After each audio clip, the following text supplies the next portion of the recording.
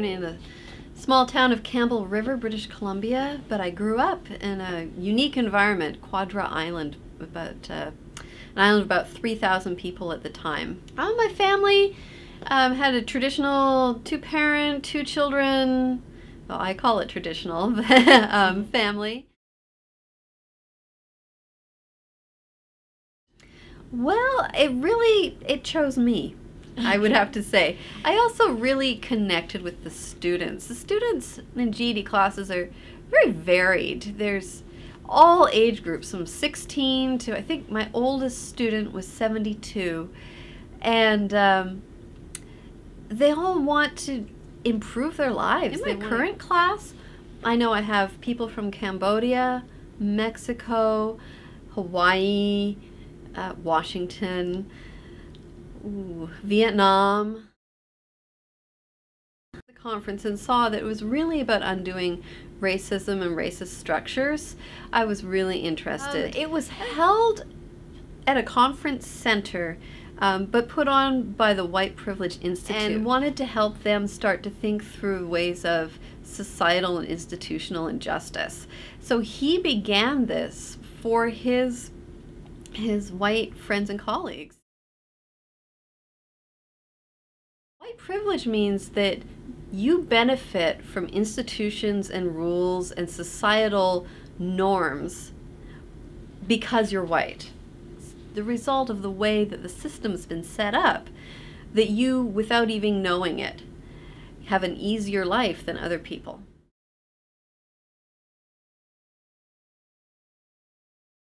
So as a white woman, when I go to a hotel, I get those free samples for shampoo, it works with my hair every time.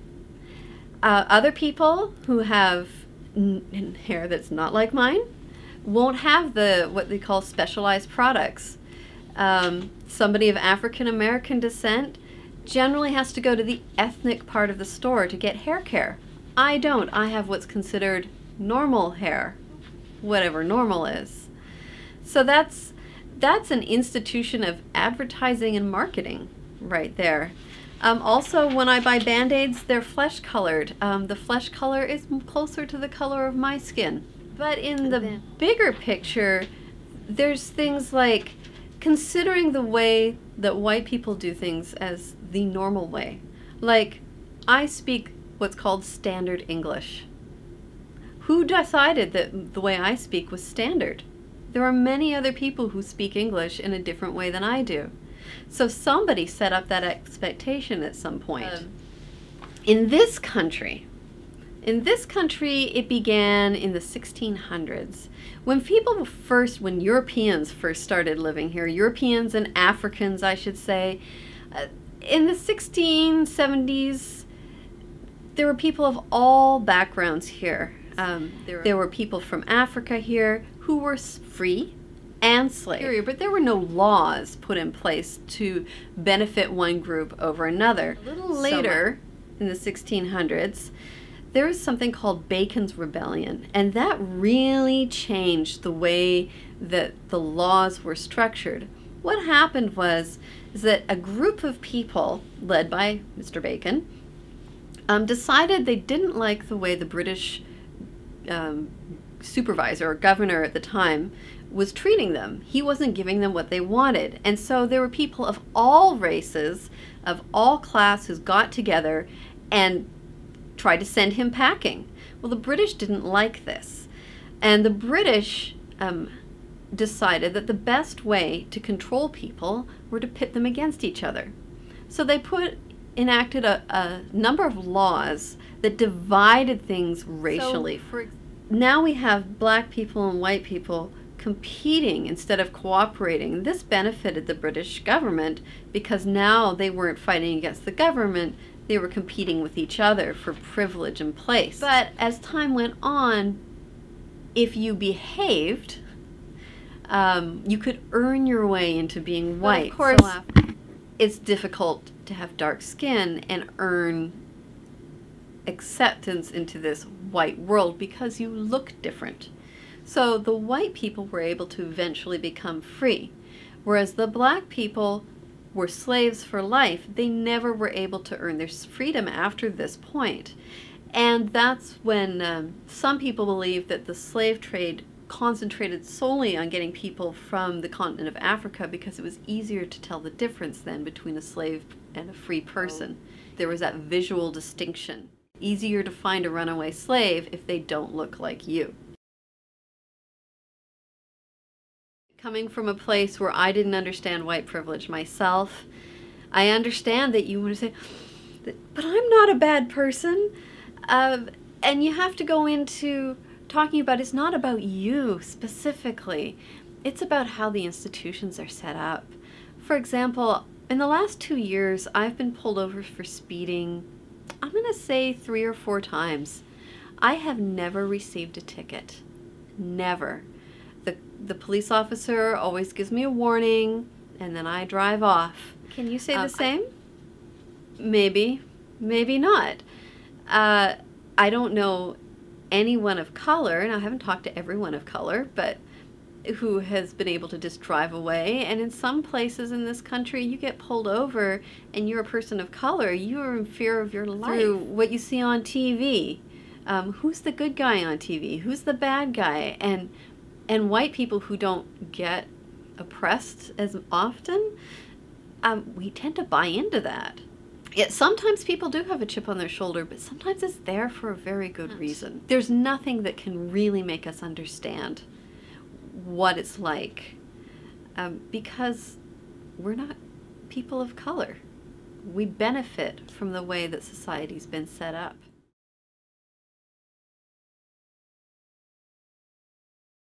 Absolutely. And it goes back to the British imperialism kind of thing. So when the British, they were a huge, huge empire at one time. They controlled, well, they took over Australia, they took over North America, India, several other, Hong Kong, and those effects are still being felt today. And if you even just think about how many countries speak English right now, why is that? Treating other countries as less than or as children, not treating them as equals, that people who they want to help but have good input into that.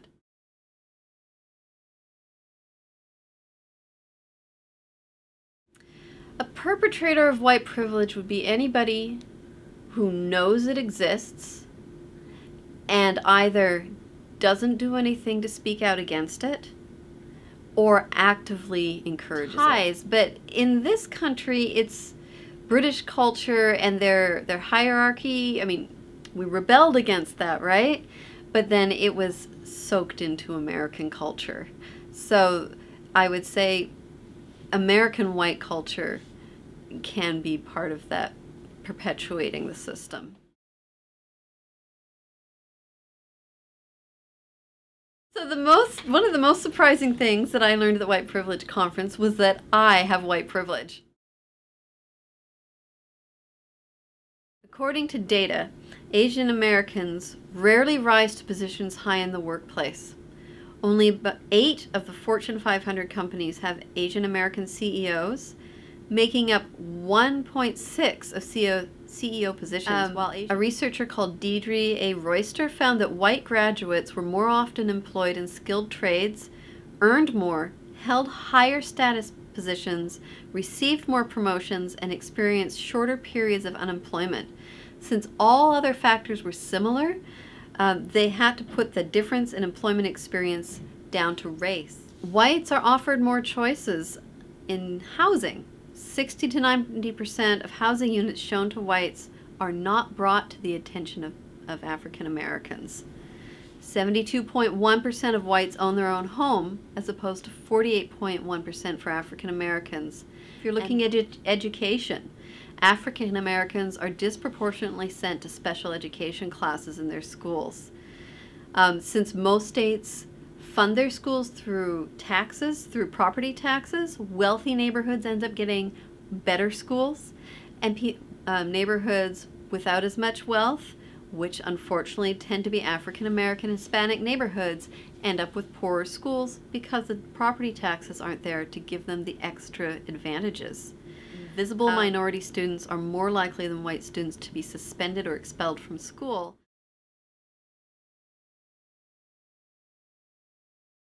I learned that I really have to look carefully at motives and consequences when looking at politics.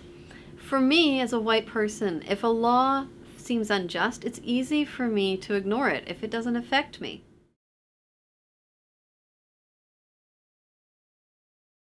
I have 2 white male sons who are going to grow up, and if things continue the way they are, they're going to be spokespeople. And I thought, wow, how they need to learn to speak up for other people. My younger son, his best friend is African American, and I just took him aside and asked, do you ever see people treating your friend differently? And we talked about what he should do if he sees that happening, and different ways that he could stand up for his friend. They went on a school trip to Florida last year, and it was just heartbreaking the way that I prepared my son and his friend's mom prepared her son. So I told my son, make sure you wear your sunscreen. He's got skin like mine.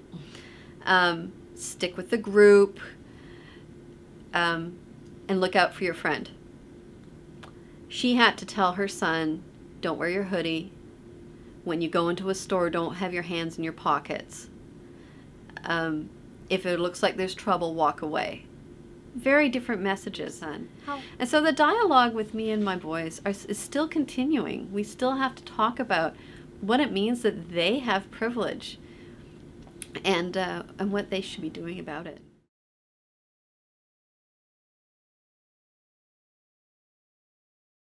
Absolutely. The 1% got their wealth primarily through heredity, meaning that they were willed their money. So back when these huge fortunes were made by British or Scottish people, they have now control these companies, and the companies are still making money, and their children benefit from that privileged position by inheriting wealth from their parents.